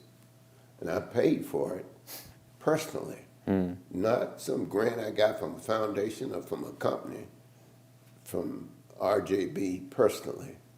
And it was a very expensive proposition, but it was one that I did because I thought we owed it to them. And I had told Mrs. King, who was one of my closest friends, that I would do it, and I did it. Now that young woman who came over here is now the South African ambassador to Argentina, Uruguay, and Paraguay. She's the only person, only Mandela child, grandchild, who is in an official position with the government. And that's Zanati. Incredible story. So, you know, you never know how things are going to turn out when you're pursuing different kinds of activity. But South Africa was a real challenge. And you met him as soon as he got out of I met prison? him inside the jail. Oh, really? I have some material that I'll share with you. But I met him inside the jail. They allowed, Mrs. Mandela says, look, when I agreed to take them over, bring them back with me, I went over there, and Ms. Mandela said, before you leave this country again, you have to see Nelson Mandela. I said, well, nobody has seen him in 20-some years. How you think they're going to let me see him? I said, they won't even let you all see him but 15 minutes at a time. And you all travel 2.5 hours down there to Cape area from Johannesburg. She said, well, I'm going to try. I'm going to petition President Border for you to see him, because you're taking you the guardian of his children. And I thought it was a hopeless, useless, hopeless kind of thing for her to do, because I knew they weren't going to do that. The night before I was to leave, I got a call from Neil Van Heerden, who was one of the top assistants to President Botha. And he called me on the telephone at the hotel. He said, Mr. Brown, he said what his name was. He said, I'm calling for President Botha. He asked me to call you to tell you that you have permission. He's granting you permission to see Mr. Mandela tomorrow at Pollsmoor Prison if you still want to do it. I couldn't believe it. Nobody had seen Nelson Mandela in 20-some years. And these people grant me permission to go to Pollsmoor prison to see him inside the prison. I mean, I couldn't. I mean, it was just so. I figured maybe they want to kill me or something, because there were a lot of killings and bombings and everything going on in there. And so I said, "Oh my goodness!" So I prayed over it, and I asked God to give me strength and the guidance and give me the courage to go ahead and do this. So I went down there. I carried Zanani and Prince Mosey, her husband, with me. And so we got to the gate, and, they had all these guns and things there. And I said, oh, my God, this may be it, So the guy brought out his big old pad, and he says, oh, you're Mr. Brown? I said, yeah. He said, we are going to open the gate, and you go to that red brick building up there, and somebody will come and meet you at the door as soon as you get there. So we walked through the gate, walked up there to this brick building, and as soon as I got to the bottom of the steps of that brick building, only about 3 or 4 steps there, this big white guy comes out, and he grabs my hand, and he says, Mr. Brown, he said, I'm the chief warden here, and what you're doing for Mr. Mandela is a marvelous thing for his family, and we all want to congratulate you and for what you're doing for Mr. Mandela and his family. He said, I'm having him brought down from his cell now, and you go into that big room over there in the corner, and you sit in there and you talk to him as long as you want to. Okay.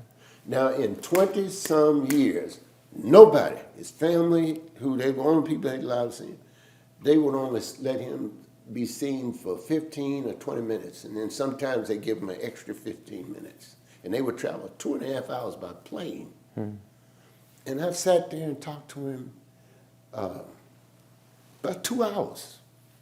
It was absolutely mind-boggling. He told me what it would take to make peace in South Africa. He talked about a lot of things. I have a memo that I wrote as soon as I got out of there. I was scratching down notes and have a memo that I wrote as soon as I got outside the gate. And I'll give you a copy of it, of the memo that I wrote about our meeting. And then they let me go back the next year. They let me go back to see him again. But by this time, they were talking to him. They had never really had any relationship or talked to him. They wouldn't let anybody else talk. But after I saw him, and I wrote this memo, and I passed it on to Mrs. Mandela, she gave it to the ANC. I passed it on to George Shultz, who was Secretary of State. I passed it on to President Porter. I gave Pete Kornoff and those a copy of it so they could send it to President Porter and so forth. So everybody had it. Our side had it, their side had it, ANC had it. Everybody had the memo about what Mr. Mandela was talking about. And so after that, they had started the little conversations with him. And things started to roll. One thing led it to another and another. So you just never know what God has in store for you and how he's using you. As my grandmother used to say, just let God have his way. Let him use you. And things will turn out okay. But it was an unbelievable time down there in South Africa. Amazing. It's amazing. And then, there were other things that happened during that period. I went into most of the black townships all over the country. And I would go to the schools because I figured that was the schools and see if there were any libraries. Well, there were very few, if almost no libraries, because they wouldn't let them have books. So what I did is I decided to start taking books and sending books back to South Africa. And So as a result, I would take truckloads of, and I got permission from the South African government that I could bring shoes and clothes. I didn't tell them I was bringing books. So in every box of shoes and clothes, I'd have a half a box of shoes and clothes and a half a box of books, all kind of school books. And so I started doing that on a scale, just, and I would be going there. I'd make it my point to go there, get the books, and then I get a truck from here, have a truck loaded up, and I got permission from the South African government to put those books on South Africa Airways. And they didn't charge me anything for putting them on there. So I put those books in the clothes, because I told them it was shoes and clothes. And if they look in the box, that's what they would see, shoes and clothes. But the other half of the box was number of books. So I did that for several years. I did that. Yeah, I took books into. And you still do that, right? And still do that. Yeah. We set up over 300 libraries in South Africa, over 300. We set them up in the Zulu land in Yolandi with the king of the Zulus, who is also a good friend. And, you know, before you leave, I'll show you some pictures Great. of some of that. You Great. know. And we set all over South Africa because books are still precious in Africa, not just in South Africa. In Africa, books are like gold. A kid gets a book and they start to cry. And we're shredding books over here. Right. You know, we're shredding books by the millions. You know, recycling them and that kind of thing. When these people, tens of millions of kids, don't have any books. And they think a book like a piece of gold. They cry many times when they get a book. Incredible. Somehow or another, we're going to have to figure that one out. Yeah. How's your voice? My way. Yeah, we're rolling.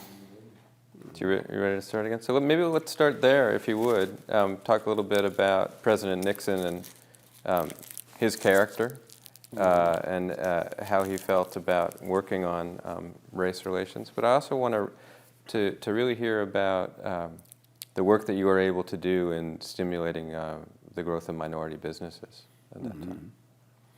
Well, first of all,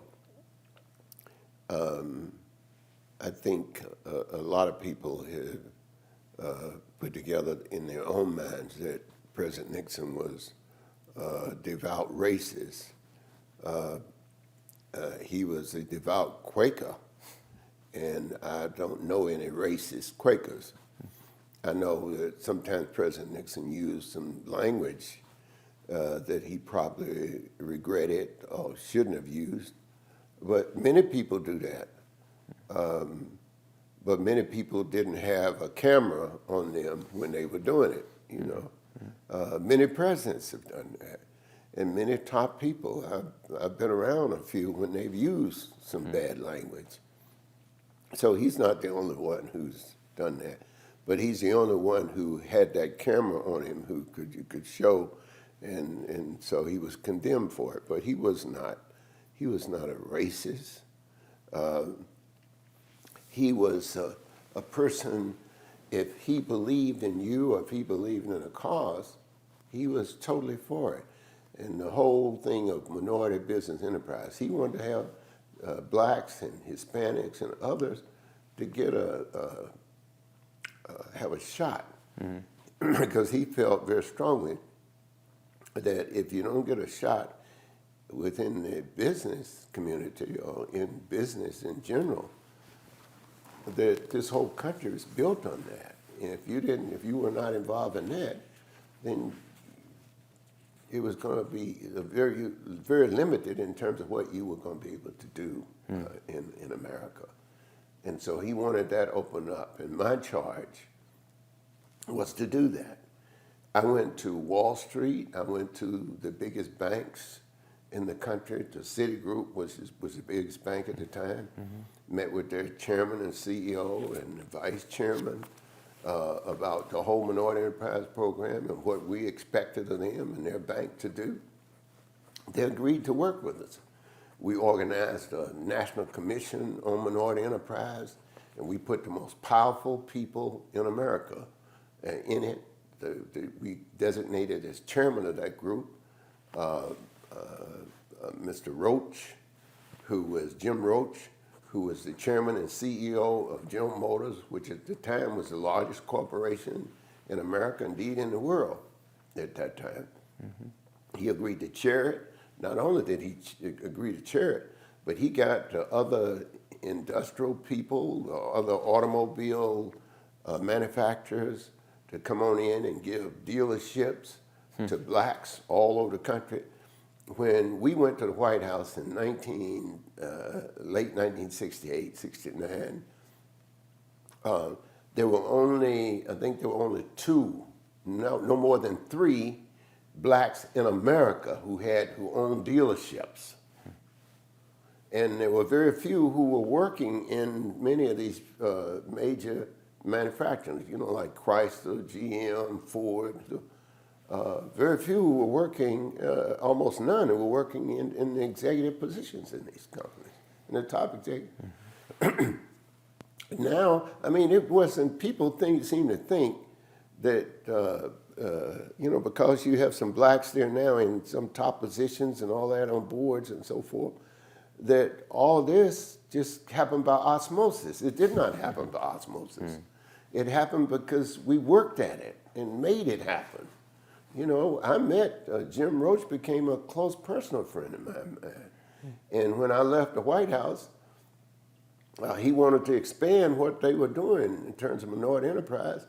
And General Motors hired my company for several years to go out and spread the word and to get them involved in a whole range of different kinds of activities with minorities across the country. So there were, it just didn't happen, just because I was there and I was sitting up there as a black person. It makes no difference whether you're a black person sitting where I was sitting as a staff person, or if you're a black person sitting as president of the United States. If you want some stuff to happen, you got to work at it. Mm-hmm. You just can't wish it to happen. You got to make it happen. And that's what we were doing. That's what we did. Mm-hmm. And that's what the Nixon years were all about. President Nixon, in 1972, when he ran for re-election, he got 20% or more of the black vote. Mm-hmm. And he was supposed to be according to some history books and some people, he was supposed to be the devil reincarnated to blacks. No Republican candidate since 1972 has gotten as many black votes as Richard Nixon got in 1972. No candidate. How did that happen when he was supposed to be the devil reincarnated? We had Jim Brown, we had Sammy Davis Jr., we had the president of the Baptist conventions and several Baptist conventions. We had some of the top ministers in the country and bishops of different churches and so forth who came out in support of President Nixon in 1972. That's how it happened. Because they knew we were working closer with them. They knew that we had a major effort to get major money into black colleges. We got the first major money into black colleges ever in America. Richard Nixon did that.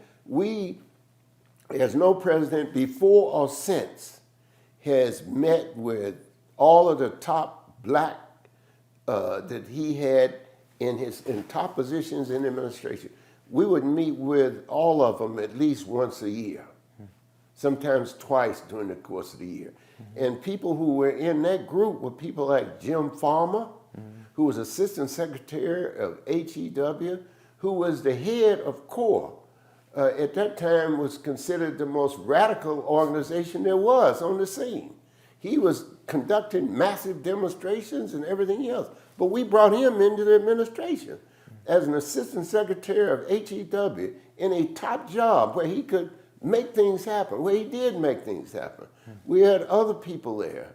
head of the Women's Bureau in the Labor Department. We had Art Fletcher there, who was Assistant Secretary of Labor, who came up with the Philadelphia Plan. And all those things, the right to ship with regard to employment. All those things started under Richard Nixon. All those things. And we had people in those jobs and who came in mass. We had them in mass in the White House. I have pictures here to show you what we were doing and who we were meeting with. And these pictures would go out to the Washington Post, New York Times, and all that about these meetings and all that stuff that was going on. And I don't think not one, as I recall, not one major newspaper printed any of these pictures. Not one major newspaper. Now, that's something was wrong with that. Not one major newspaper printed any of these pictures of all of this that happened all over the place. So there were so many different things going on. Job situations, EEOC. The first major funding and revamping of EEOC to take it to another level so it could be more effective was done under Richard Nixon. And Bill Brown, who's a big lawyer who made a lot of strides in America, was chairman of it for 4 years. He's a Philadelphia lawyer, one of the top lawyers in the country, black lawyer. And there were other things like that that happened over and over again, where we brought top people, civil rights leaders and others. Roy Wilkins, Whitney Young. The president met with Whitney Young many times. The president met with Roy Wilkins, who was the head of NAACP, many times. We did all kinds of things as a result of their suggestions. What about the federal government patronizing black businesses? Was that a priority that they That was a big priority. Yeah. And that was something that I pursued at a White House level. And that Secretary Maurice Stans, who was Secretary of Commerce, he and I worked very closely together on that. He had the responsibility because we set up the Office of Minority Business Enterprise within the Commerce Department.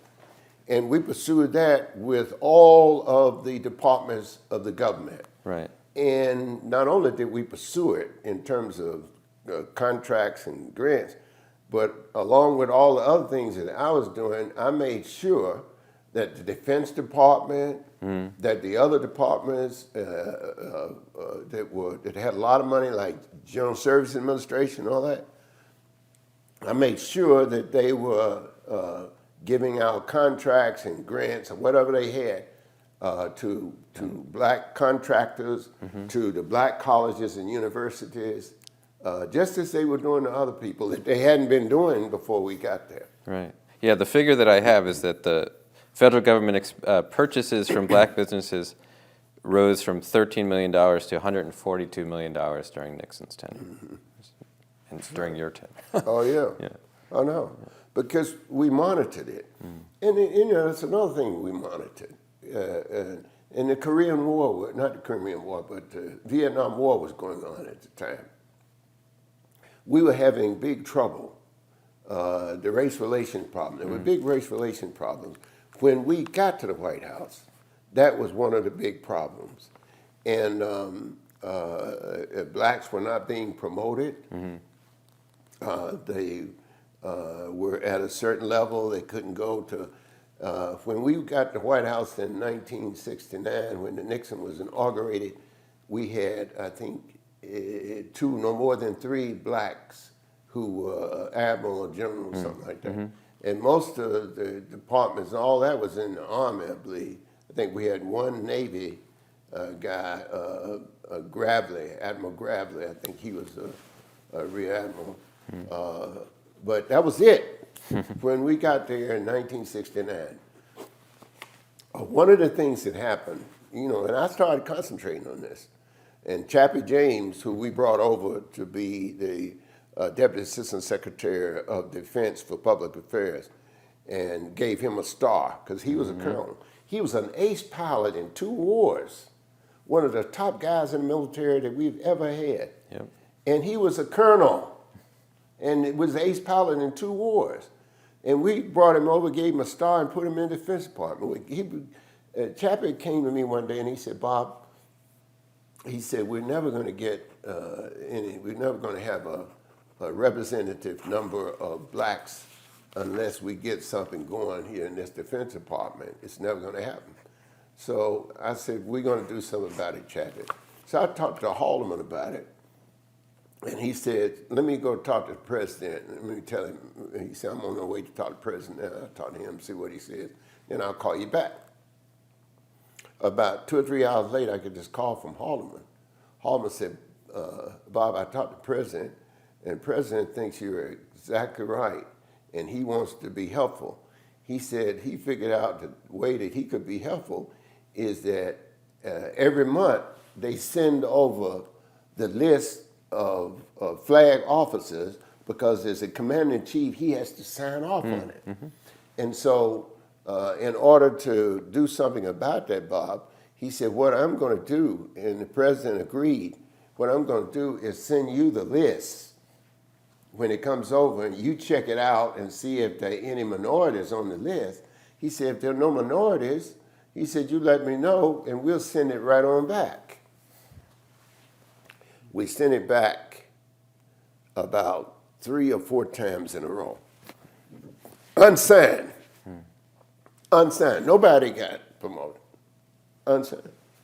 And so all of a sudden it must have dawned on somebody at the Pentagon that we better do something else.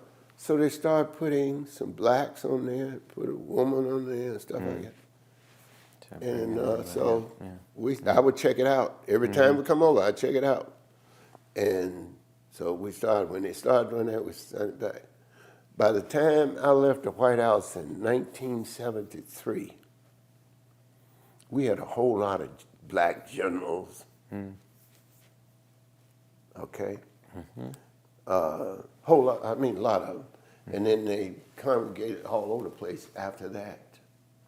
By the time I left there, Chappie James, who had never had a star when we got there, we gave him his first star. By the time I left, he had 3 stars.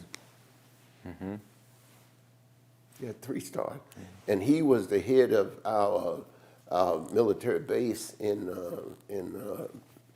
Denver, that strategic base that we have out there. And, but there were just so many things like that that happened over and over. I mean, there was vastly important. It changed the way we did business in America with the military, with business people, with all facets of what we were trying to do. But we had to wade in on it. I even set up a special commission. I did this myself because I had the president's okay to do whatever. I set up a special commission to go around the world because we were having race relations problems on military bases all over the world. I set up a special commission to go around the world to check this out and meet with the service people in all these bases. We found out all kind of problems. And then I would go from time to time, I would go myself unannounced until I got right there near the base, and then I'd have somebody, one of the military guys on the plane with me to call the base and tell them that I'm going to be landing this plane. You're going to be landing this plane in the next 30 minutes.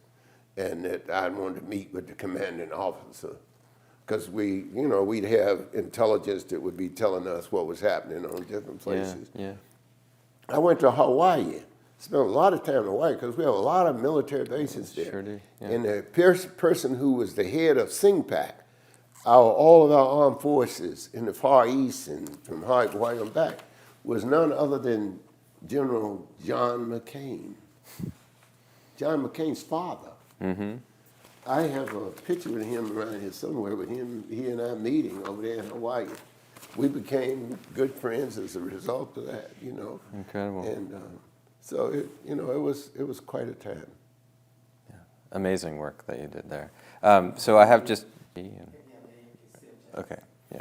Oh yeah. Okay, we're running again. Yeah. So just conclude if you could tell us about SEAL Test and AMP. Well. I got this call one day from one of the guys who was traveling with Dr. King, and Dr. King was in Cleveland, And he said that Dr. King wanted to talk to me, and he wanted to meet with me, and if I don't mind coming out there. And I said, oh no, I'll catch the next plane out there. So I went out to the airport, jumped on the plane, went to Cleveland. And when I got there, Dr. King came in the room, and he said, Bob, he said, we got a problem here. And he says, we got a problem with seal tests. He said, you know, we've been trying to meet with them and get them to hire black truck drivers and do some other kinds of things that they need to be doing. And he said, they won't even meet with me. They refuse to meet with me or any of my people. And he said, I'm wondering if you have any suggestions of what we can do. And I told him, I said, yeah. I said, what I need to do, I said, I have this relationship with the people at A&P, with the top people at A&P, which at the time was the largest supermarket chain in America. Mm-hmm. And I said, you know, I will go to them, I'll call them up, see if I can see them, and then I'll fly there immediately and see what I can do about it. And he said, well, we need to do something because we want to make some progress, but we're going to have to, we don't want to tear up everything in making the progress. So I flew to New York and got a meeting with the CEO of A&P. And when I went in the room, we expressed greetings and so forth, and I told him, I said, let me get right to the point. Here's the point. I said, Dr. King and his people are in the Cleveland, Ohio area, and they've been having a lot of problems with seal test dairy. I said, the seal test management won't meet with Dr. King or any of his people. And I said, there's going to be big trouble there. Mm. And I said, we do not need the A&P stores, because the A&P was a client of mine. So I said, we don't need the A&P stores involved in this. We try to make, room in all of the states where A&P is located to have a new relationship. And I said, we need to be in front of this. And he said, well, Bob, what would you recommend? I said, I would recommend that that you have somebody to get in touch with A&P, one of our top executives, and let them know, with seal tests, and let them know that we have a problem with this, and we don't want to be involved some kind of way. Mm-hmm. And he said, yeah, you're right, Bob. Then he called in one of his top assistants. He came in the room and he said, look, Bob's been telling me about this problem with seal tests. And he said, yes, sir, we know all about it. So it's a problem out there in the Midwest. And he said, well, I want you to call the top people at seal tests and tell them that if they don't get this situation right with Dr. King, that we are going to take seal test products out of all of the stores in Ohio. Now, I had recommended initially that maybe we ought to look at taking the products out of all the stores in Cleveland. He told him to tell me he's going to take the products out of all the stores in Ohio. Before I could hardly get out of the building, because I had some more meetings there, before I could get out of the building, I called my office, and my office told me that Mr. Brown, Dr. King's people are desperately trying to reach you. They're still in Cleveland. They need you to talk to you. So I called him. I called Dr. King. Dr. King said, Bob, he said, I don't know what you told them people. He said, but the top people at seal tests have called me several times already. They want to meet this afternoon. They want to meet in the morning. Anytime we can meet, they want to meet. They're ready to meet and work with us any way they can. So they went and met with him. And that night, Dr. King called a mass rally in Cleveland, a big church there at Reverend Hoover's church, O.D. Hoover, my Olivet Baptist Church. And so Dr. King made this speech. And in his speech, he talked about seal tests. And he talked about me. he said, you know, we've made a major breakthrough here like we haven't made in a while.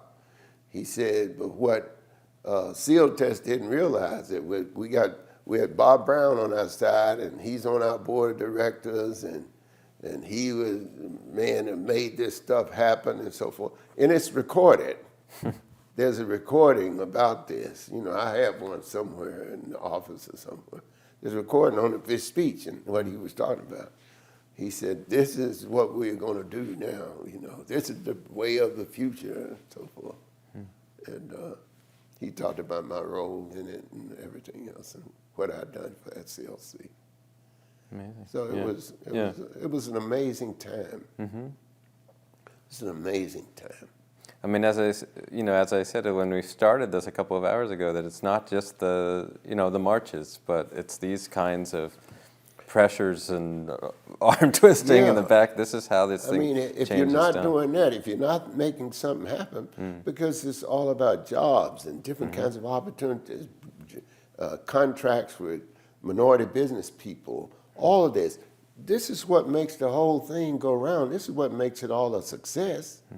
You know, because the businesses and the jobs are going on all the time. It's just that you need participation by all the people. Blacks, browns, grays, whatever they are, need all the people to participate. And during the 50s and the 60s, for the most part, and sometimes in the 70s, you had only the whites who were participating in all of this. They had Sealtest and the rest of the milk companies didn't even have any black. They were taking milk throughout all these communities. They had thousands of trucks and truck drivers delivering milk. You remember the milk truck drivers? Sure. They didn't have any blacks. Not a single driver. Not a single driver. Delivering black people milk every which way. Thousands of black people, tens of thousands. Didn't have one single driver, black. We changed that. You know, there's just so many different things like that happened during that time. I mean, a lot of people look at stuff now and they think it just happened, you know, like out of the clear blue sky. Somebody just got religion one day and said, we're going to help the black people. You know, no, it didn't happen like that. You had to do some pressure put on. And that's what has to happen now. I mean, you know, this thing with